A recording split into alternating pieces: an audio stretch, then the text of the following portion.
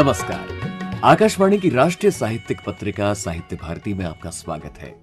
मैं हूं मनोज माइंडकर और मैं नवोदिता मिश्रा।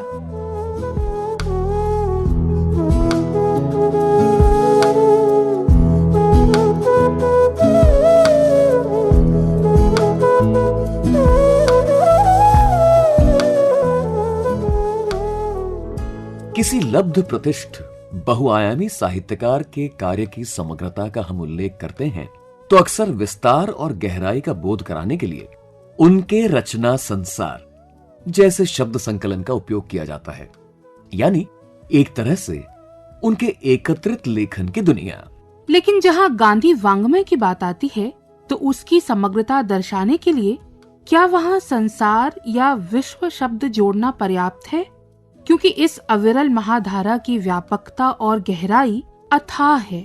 इसके भाव रंग अनगिनत हैं। यानी संसार के बदले जैसे ब्रह्मांड या कायनात शब्द का प्रयोग किया जाए तो शायद अधिक सटीक होगा। अच्छा, गांधी वाङ्मय के कौन से पहलू को पहले छुआ जाए, वो भी तो अनगिनत हैं। इसमें एक तरफ प्राचीन भारतीय मूल्यों का बोध होता है तो दूसरी ओर आधुनिक वैश्विक बिंदु भी जुड़ते हैं और अंतर्राष्ट्रीय दर्शन अपने आप में समाहित करते हुए भी भाषा शैली ऐसी सरल और सहज कि सुदूर ग्रामवासी भी आसानी से समझ जाएं। इतना ही नहीं, प्रेरित हो जाएं।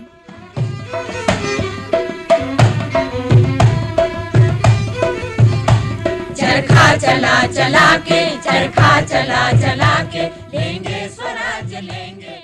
इसमें कोई आश्चर्य नहीं कि इसी के बल पर गांधी वाङ्मय ने स्वाधीनता आंदोलन के दौरान करोड़ों लोगों को औपनिवेशिक दमन के खिलाफ एकजुट होकर सत्य और अहिंसा के हथियारों के साथ जन आंदोलन करने की शक्ति दी।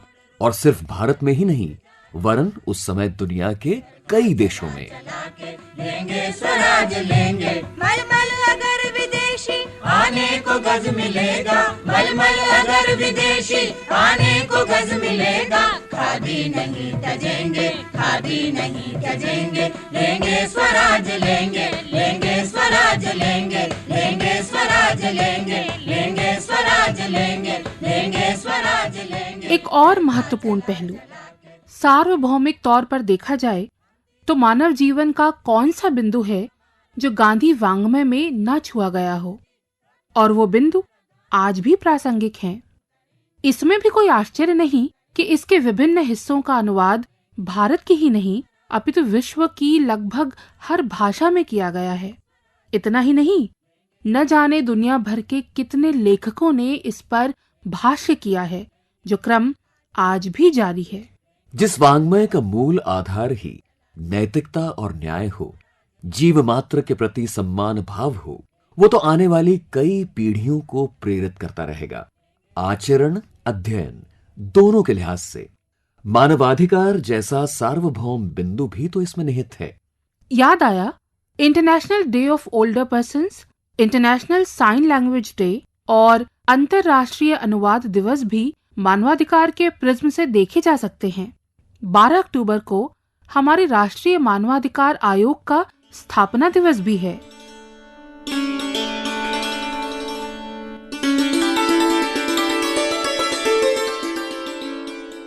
इधर हिंदी साहित्य के दो सशक्त रंगों का उल्लेख करना चाहेंगे, राष्ट्रकवि रामधारी सिंह दिनकर और दूसरी ओर प्रख्यात व्यंग्यकार हरिशंकर परसाई। परसाई जी का जन्म शताब्दी वर्ष चल रहा है। इन सभी विभूतियों के विस्तृत लेखन को नमन करते हुए प्रारंभ करते हैं राष्ट्रीय साहित्यिक पत्रिका साहित्य भारती।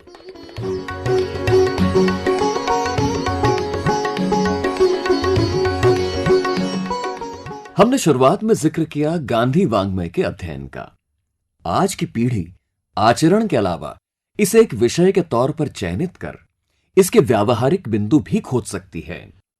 इसी सिलसिले में मिल आते हैं चंडीगढ़ स्थित पंजाब यूनिवर्सिटी के department of Gandhian and peace studies की अध्यक्ष प्रोफेसर आशु पसरिचा से।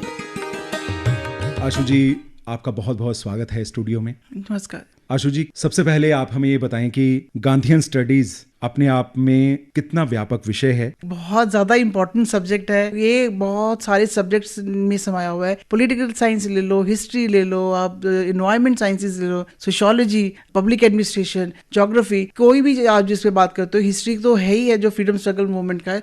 चलिए अब सीधे आपके डिपार्टमेंट की लाइब्रेरी की सैर करते हैं। यहाँ कितनी और किन किन तरह की किताबें हैं? एक्चुअली 2 बिल्डिंग्स हैं डिपार्टमेंट की, एक जहाँ टीचिंग है, क्लासेस है, वो अलग है, और एक गांधी भवन बहुत सुंदर एक बिल्डिंग है जो पंजाब यूनिवर्सिटी की आइकॉनिक बिल्डिंग है। गांधी स्टडीज की हमारी जो लाइब्रेरी एक बहुत रिच लाइब्रेरी है, ऑलमोस्ट 7,000 से ऊपर है इनकी बुक्स हैं। एंड गांधी जी की जो कलेक्टेड वर्क्स की बहुत अच्छी कलेक्शन है। गांधी जी के रिलेटेड बुक्स, चाहे महात्मा गांधी जी की लिखी हुई हैं या उनके ऊपर लिखी हुई हैं, वो सब मिलती हैं। और इनके अलावा सोशल साइंसेस में अदर सब्जेक्ट्स की भी हैं, सोशियोलॉजी की भी हैं, क्योंकि हमारे बच्चे यहाँ पे रिसर्च वर्क भी है, पीएचडी भी है, तो यूएन के ऊपर है, पीस के ऊपर है, डिफरेंट सब्जेक्ट्स के पे भी आपको वहाँ पे लाइब्रेरी में बुक्स मिल जाती हैं। तो यहाँ के जो रिसर्च स्कॉलर्स हैं उनके कुछ अच्छे लेखन कार्य के बारे में आप हमें बताइए। काफ़ी हैं बच्चे जिन्होंने काम किया है, एक विमेंस पे भी काम किया हुआ है कि अब जो कर रहे हैं यूएन पे कॉन्फ्लिक्ट रेजोल्यूशन को लेके है, किस तरीके से इंडस्ट्रीज में जो इश्यूज उठते हैं वो उसमें किस तरीके से ये लोग रिजॉल्व कर सकते हैं गांधी जी के मेथड लेके। करप्शन पे भी कभी बात, अभी लेटेस्ट एक हमारा एमफिल का था, उसने करप्शन के ऊपर काम किया। यहाँ के कोर्सेज और उसके बाद बाहर की दुनिया में युवाओं के लिए अगर हम करियर अपॉर्चुनिटीज की बात करें तो क्या है? जब ये सब्जेक्ट स्टार्ट हुआ था इनिशियली तो थोड़ी डिफिकल्टी आई हुई थी कि कैसे जॉब प्रोस्पेक्ट्स, लेकिन धीरे धीरे ये सब्जेक्ट इतना बड़ा, अभी भी पंजाब में 1-2 कॉलेजेस है जहाँ पे गांधीयन स्टडीज पढ़ाई जाती है और हमारे बच्चे पढ़ा भी रहे हैं। अब जैसे ये कुछ एनजीओ से कईयों ने खोली हुई है और कुछ जो जुडिशरी वाले लॉ वाले बच्चे पढ़ के जाते हैं या आईएएस के जो एस्पिरेंट्स हैं मैक्सिमम वो बच्चे इसमें पास करते हैं। ऐसी बात नहीं खाली ओनली टीचिंग में ही है, और जगह पे भी गांधीयन वाले बच्चे है जॉब्स। अब तो अपॉर्चुनिटीज काफ़ी हैं, कोई प्रोजेक्ट्स में भी है, बाहर भी है, क्योंकि इसका पीस स्टडीज है, बच्चे बाहर भी जाते हैं, पीएचडी करते करते बाहर भी चले जाते हैं और कुछ बच्चे बाहर भी गए हुए। अगर युवाओं की बात करें तो युवाओं में गांधीयन स्टडीज को लेकर किस तरह का उत्साह है? बहुत ज़्यादा। मैंने जो अपनी लाइफ में अभी तक देखा है, क्योंकि मैं यहीं की पढ़ी हुई हूँ, इसी डिपार्टमेंट की, और अब ज़्यादा है बच्चों में उत्साह पढ़ने का भी, उसके ऊपर शोध करने का भी, रिसर्च करने का भी, बिकॉज वो अब एक प्रैक्टिकल लाइफ में इंटरेस्टेड भी हैं कि डिफरेंट फील्ड्स पे उसके ऊपर बात करें गांधी जी के। अब क्योंकि हमारे जो डिपार्टमेंट में जितनी भी रिसर्च होती है, हम ये ज़रूरी नहीं है कि हम उसके टॉपिक के ऊपर गांधी जी का नाम ही लिखें, लेकिन क्या है कि अल्टीमेटली अंदर जो इंक्लूड करेंगे एक चैप्टर वो गांधी जी के ऊपर होता ही है। अब कोई भी पॉलिसीज, कोई भी चाहे पीस स्टडीज पे कोई काम करना चाह रहा है, कोई कॉन्फ्लिक्ट पे काम करना चाह रहा है, या कोई एजुकेशन के ऊपर बात करना चाह रहा है, और चाहे विमेन के ऊपर कोई रिसर्च करना चाह रहा है, वो चाहे रूरल डेवलपमेंट पे बात कर रहा है, वो सब कुछ जो है एक प्रैक्टिकली बच्चा करके भी आता है। एंड मेरे को लगता है अब जो बच्चे आ रहे हैं वो सिंसियर और मन से काम कर रहे हैं। नई शिक्षा नीति में गांधीयन स्टडीज किस तरह से करवाई जा रही है? इसमें मुझे जो लग रहा है कि काफ़ी हद तक गांधीयन स्टडीज़ वालों को भी फ़ायदा होगा। एंड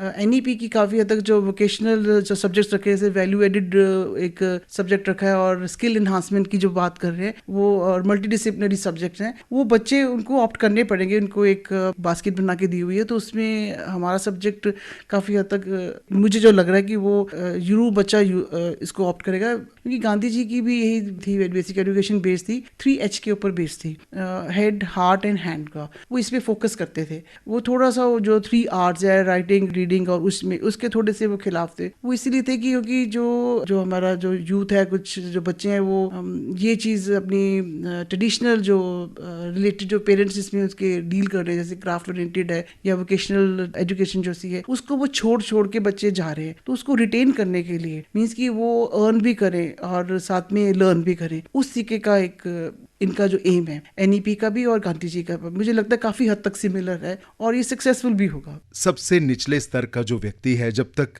प्रोग्रेस उस तक नहीं पहुंचती तब तक हम उसे प्रगति नहीं कह सकते। तो इस एस्पेक्ट को आप किस तरह से गांधीयन स्टडी में लेकर आते हैं? बिल्कुल, ये बिल्कुल सही बात है कि अंत्योदय की बात करते हैं और वो भी बात करते हैं कि जो बेनिफिट जो सोसाइटी के लिए हम वर्क कर रहे हैं। अब देखो वर्क क्या कर रहे हैं, मीन्स कि उनकी जो समस्याएं क्या होती हैं, उनकी पॉवर्टी है या कोई उनकी एम्प्लॉयमेंट की बात कर रहे हैं या उनकी क्लीननेस की बात कर रहे हैं, जब तक जो सबसे नीचे वाला इंसान है उसको नहीं मिलती है तो उस चीज़ का, पॉलिसी का या उस एफर्ट का कोई फ़ायदा नहीं है। जी आशु जी, आप आकाशवाणी के स्टूडियो में आई, बहुत बहुत शुक्रिया। धन्यवाद।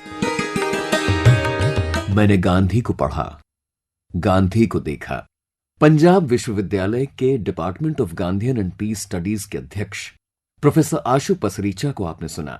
भेंटकर्ता थे रमेश कपूर। प्रस्तुति संजीव दोसांझ, आकाशवाणी चंडीगढ़।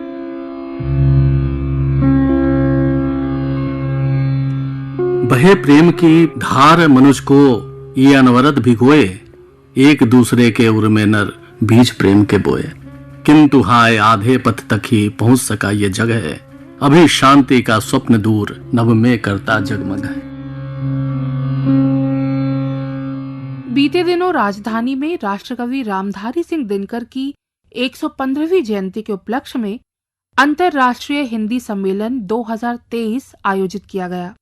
इसी सिलसिले में पत्रिका ने बात की विश्व हिंदी परिषद के बिहार चैप्टर के अध्यक्ष डॉक्टर किशोर सिन्हा से। कुछ विशेष अंश।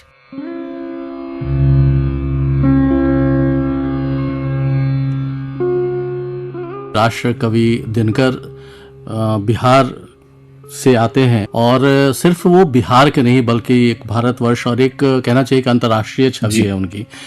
जिस तरह की क्रांतिकारी कविताएं उन्होंने लिखी, शांति को लेकर के, युद्ध को लेकर के और मनुष्यता को लेकर के खास तौर से, वो दिनकर को बहुत बड़ा बनाती हैं।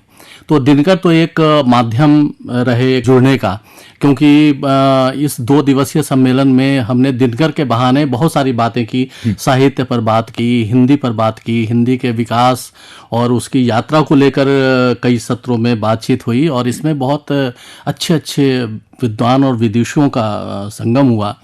कई राज्यों के राज्यपाल इसमें आमंत्रित थे, कई इसमें मंत्री पद को सुशोभित करने वाले लोग थे और कई बड़े बड़े साहित्यकार थे, सिर्फ भारतवर्ष से नहीं बल्कि गुयाना से थे, मॉरिशस से थे, जर्मनी से थे, इंग्लैंड से थे।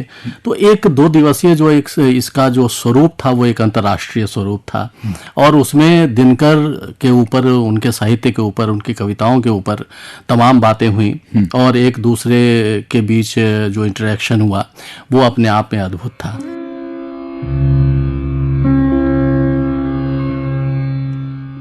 कुरुक्षेत्र या रश्मि रथी, ये दोनों जो काव्य हैं बहुत मशहूर काव्य हुए और कुरुक्षेत्र खास तौर से जो कुरुक्षेत्र का युद्ध हुआ उसमें खंड काव्य है, उन प्रश्नों को उठाती है कि युद्ध क्या जायज है। और ये समझे कि आज से 50 साल 60 साल पहले ये रचना हुई थी और आज भी ये उतनी ही प्रासंगिक है जब हम तमाम विश्व में देखते हैं कि 2 मुल्क आपस में युद्धरत हैं और उससे हासिल किसी को कुछ नहीं होता है। तो कुरुक्षेत्र के बहाने से जो प्रश्न उसमें उठाए गए हैं वो उस जमाने में लिखे गए काव्य को आज के ज़माने में भी और शायद आने वाले बहुत आगे जाने वाले, जिसे हम कालजयी रचना कहते हैं, तो वो कालजयी रचना के तौर पे उसको उपस्थापित करती है।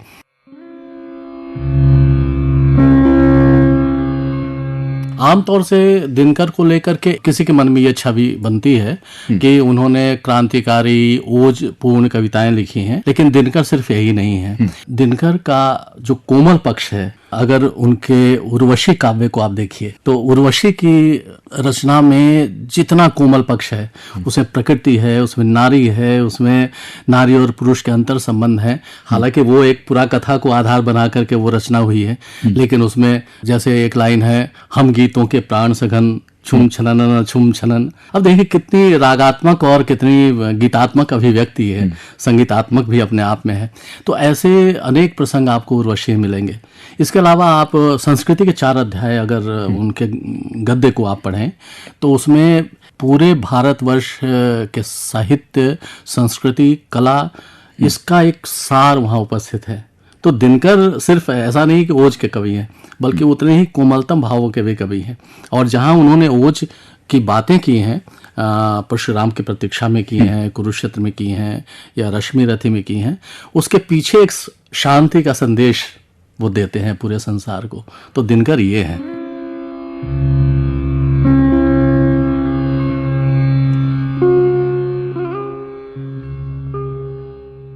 अंतर्राष्ट्रीय हिंदी सम्मेलन 2023 और राष्ट्रकवि दिनकर के कुछ बिंदुओं पर प्रकाश डाला डॉक्टर किशोर सिन्हा ने। प्रस्तुति केंद्रीय हिंदी रूपक एकांश।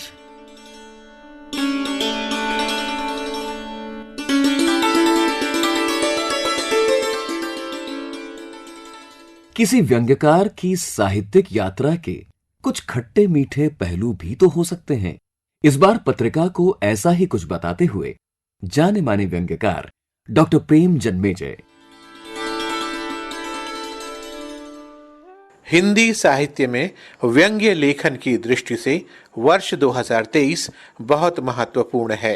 व्यंग्य के पर्याय और पुरोधा हरिशंकर परसाई की ये जन्मशती है। इसी संदर्भ में मेरे साथ हैं सुप्रसिद्ध व्यंग्यकार प्रेम जन्मेजय। हम बात करेंगे समसामयिक व्यंग्य लेखन और व्यंग्य के कुछ दूसरे पक्षों पर। नमस्कार। नमस्कार। परसाई जी का नाम आपने लिया। व्यक्ति को अपनी मिट्टी खींचती है, चाहे वो मातृभूमि हो या मातृभाषा। मैं मानता हूँ कि जबलपुर जो है ये व्यंग्य की मातृभूमि है और परसाई यहाँ रहते थे, तो जब भी यहाँ आता हूँ तो एक अलग तरह का जुड़ाव जो है महसूस होता है। जी प्रेम जी, यदि हम वर्तमान में व्यंग्य लेखन की बात करें और उसको हम परसाई जी के लेखन से जोड़ें तो क्या विचार आपके मन में आते हैं? ऐसा है कि अधिकांशतः व्यंग्य लेखन की जो तस्वीर हमारे सामने आती है, व्यंग्य लेखन कहाँ से पॉपुलर होता है? अब देखिए, वो होता है स्तंभ लेखन से। जो अलग अलग स्तंभ, जैसे प्रतिदिन जो है शरद जोशी लिखा करते थे या परसाई जी ने बहुत सारे स्तंभ लिखे, और वो अधिकांश स्तंभ लेखन अगर आप देखेंगे वो राजनीतिक हैं। वो ये माना जाने लगा कि धीरे धीरे व्यंग्य अपने आप को राजनीति तक सीमित करता चला जा रहा है, और इस कारण से जो लगने लगा कि शायद व्यंग्य की जो स्तंभ लेखन है वहां तक तो वो राजनीतिक है, पर रचनाकार जब अपने मन से कोई चीज लिखता है तो वो समाज की सामाजिक जितनी विसंगतियां हैं उसकी तरफ आता है, और फिर उसकी दृष्टि कहाँ जा रही है? क्योंकि उसका अपना समाज मध्यवर्गीय है तो उसकी दृष्टि मध्य वर्ग पे जा रही है, उसको पढ़ने वाला भी जो है मध्य वर्ग का है। तो इस कारण से जो है उसको कहीं से अप्रत्यक्ष रूप से आप समझ लीजिए कि वो व्यक्ति जो है उसके मन में ये आ जाता है कि मेरा लक्ष्य जो है जिस तक मैं पहुंचना चाह रहा हूं वो मध्य वर्ग है, जबकि ऐसा है नहीं। पर जब वो कुछ ऐसी रचनाएं लिखते हैं, जैसे परसाई के अकाल उत्सव है, अगर आप पढ़ें वो लगभग वैसी रचना मैं मानता हूं जैसी कफन प्रेमचंद ने लिखी। और जो लोग ये कहते हैं कि व्यंग्य में हंसी आनी आवश्यक होती है, वो अकाल उत्सव को पढ़ ले और मुझे बताएं कहाँ हंसी आती है। सबसे श्रेष्ठ व्यंग्य रचना अगर मैं है कोई तो मैं उसको मानता हूँ। तो व्यंग्य के सीमित होने की बहुत सारी शिकायतें आती हैं, बहुत सारे आरोप आते हैं। तो उसमें मुझे लगता है कि कारण क्या है कि व्यंग्यकार जो लिख रहा है उसका अपना परिवेश, उसकी अपनी दृष्टि वो सामने आती है। और सबसे बड़ा कारण तो मुझे वही लगता है कि भाई पाठक जो है हमारा कौन है बताइए? मध्यवर्गीय पढ़ता है, और किताबें खरीद कौन सकता है? वो मध्यवर्ग खरीद सकता है। तो उसकी दृष्टि से मुझे लगता है वो लक्ष्य करके लिखे जाते हैं। आपने राजनीति की बात की कि व्यंग्य राजनीति को भी निशाना बनाता है, तो कुल मिलाकर मध्यम वर्ग और राजनीति व्यंग्य के निशाने पर फिलहाल तो दो बातें आपने की। क्या इसके अलावा भी कुछ पैमाने हो सकते हैं प्रेम जी, व्यंग्य जिन्हें लक्ष्य कर सके और लोकप्रिय हो सके? हाँ, निश्चित रूप से, मतलब हो सकते हैं और होते हैं और होने भी चाहिए। दो चीजें बड़ी महत्वपूर्ण हैं। एक, हमारे समय में आर्थिक वैषम्य, मतलब जो हमारा एक तबका जो है धीरे धीरे आगे बढ़ता चला जा रहा है। आप बाजारवाद देख रहे हैं, बाजारवाद किस तरह से, मैं तो ये मजाक करता हूँ कि कबीरा खड़ा बाजार में, उन्होंने कहा था आज तो कबीर को बाजार में खड़ा कर दीजिए, वो खड़ा हो भी नहीं सकते, क्योंकि बाजार जो है वो तो ले दे वाला व्यापार है। और उस समय का बाजार जो है वो, उसमें दुकानदार जो बैठा होता था और आज के मॉल जो है उसकी तुलना कर लें तो आप देख सकते हैं ये जो वैषम्य पैदा हो रहा है। एक तरफ जो है ये संस्कृति पनप रही है और एक तरफ जो है दूसरी संस्कृति। और दूसरा क्या हो रहा है कि जो निम्न वर्ग है उसके समय भी बाजार उसको लुभावने के कई तरीके लेकर आ रहा है। मतलब कुछ चीजें ऐसी हो गई हैं जो विष की तरह भी काम करती पर आपकी जरूरत बन गई। जैसे लड़की जो है उसको किताब की उतनी जरूरत नहीं होगी जितना वो चाहेगी, मोबाइल चाहिए उसको, पर अच्छा बड़ा ब्रांड, उसमें ये फीचर्स होने चाहिए, वो फीचर। तो सोच बदल गई हमारी। तो इस सोच पर भी हमें लोगों को, क्योंकि लेखक का काम संस्कार देना है, तो हमें ये भी लोगों को जागृत करना चाहिए कि भैया ठीक है आवश्यकता है, पर आवश्यकता को नशा और दिखाने की, प्रदर्शन की वस्तु ना बनाया जाए। दूसरा, धर्म।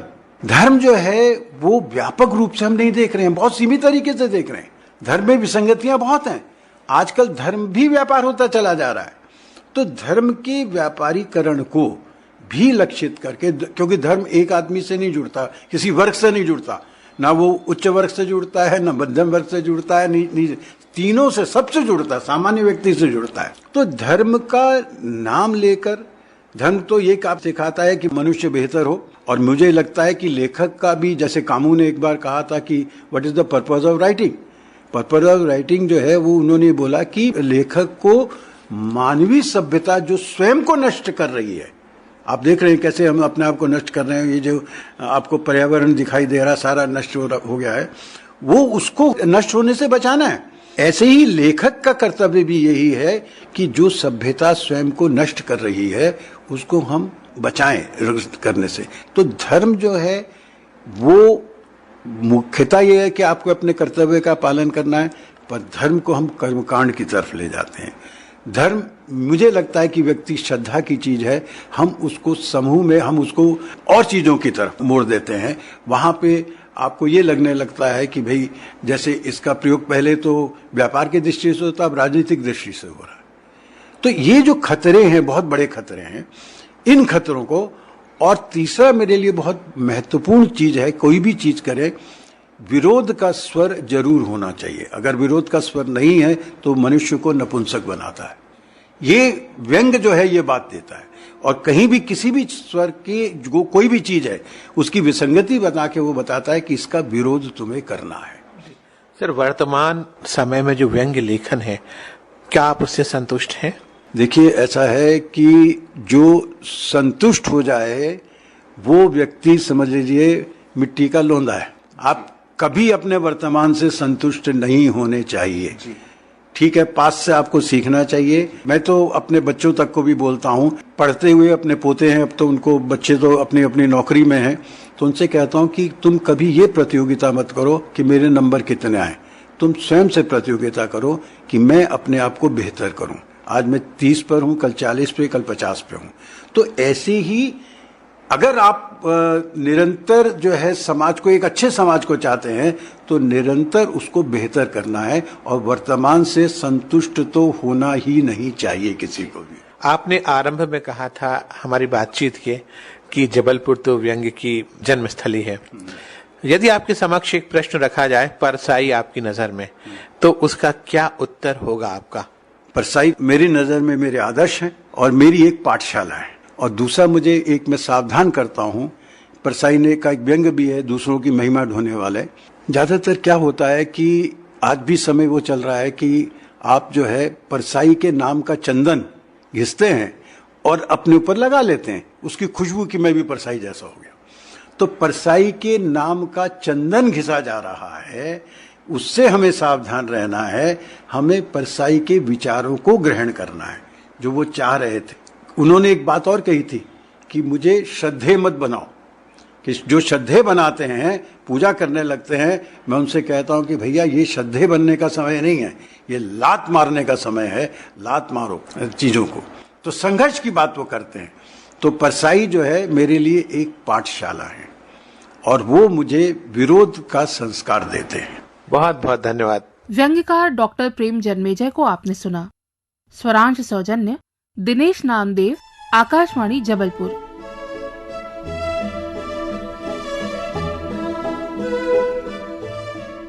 International day of older persons के परिप्रेक्ष्य में वरिष्ठ नागरिकों के स्वास्थ्य की दृष्टि से हमारे हाथ लगी एक उपयोगी पुस्तक निष्ठैव निरोग्यम।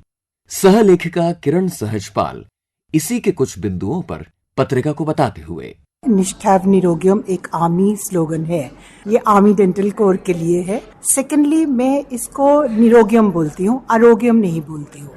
आरोग्यम का मतलब है आपको बीमारी हो ही ना, निरोगी का मतलब है बीमारी हो सकती है पर उसको आप कैसे कम कर सकते हो, उसको आप कैसे कंट्रोल कर सकते हो। इसलिए बुक का नाम मैंने निष्ठैव निरोग्यम रखा है।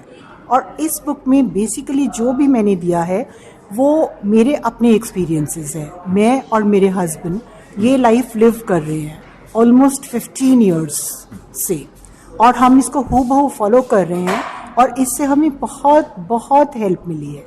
इतनी हेल्प मिली है कि आज तक हमने कोई मेडिसिन हमारे ECHS से नहीं खरीदी है, टचवुड।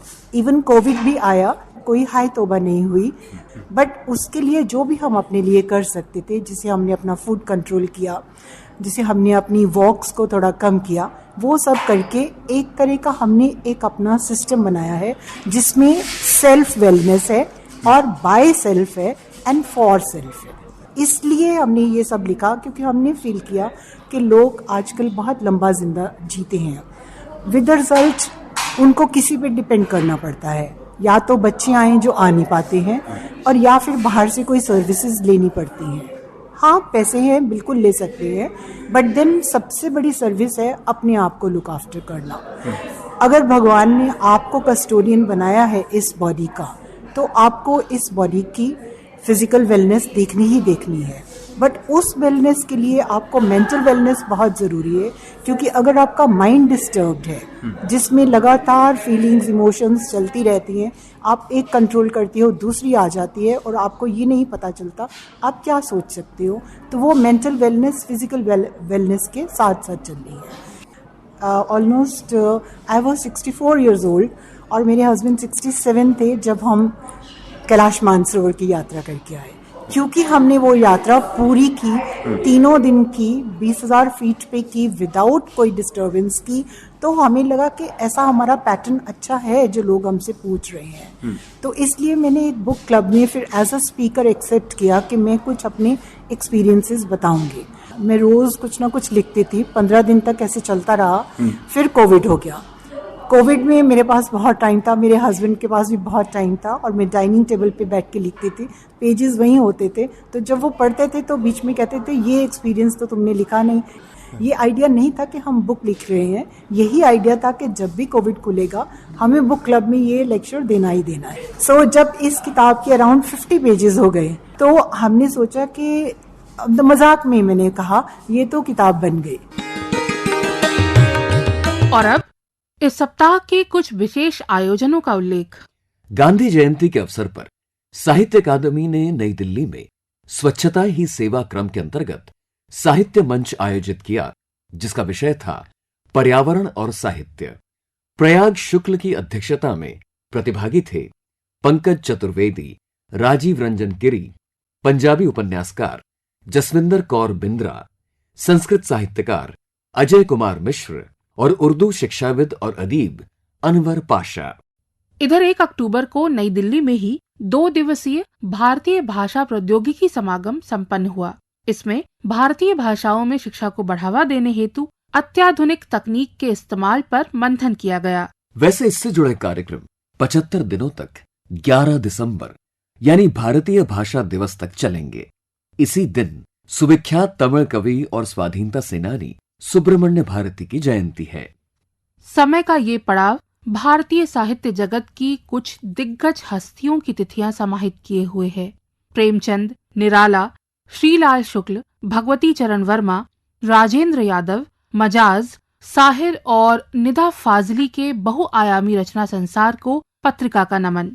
शायर, गीतकार पद्मश्री साहिर लुधियानवी और निदा फाजली ने तो ललित साहित्य और लोकप्रिय संस्कृति के बीच मानो एक सेतु का कार्य किया।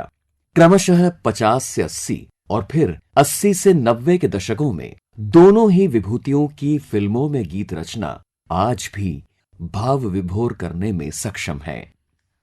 तो इनका ही कोई मशहूर गाना गुनगुनाने की इच्छा जाहिर करते हुए संगीत के अलावा उसकी साहित्यिक गहराई का रसास्वादन करते हुए नवोदिता मिश्रा और मनोज माइंडकर आपसे इजाजत लेते हैं। नमस्कार।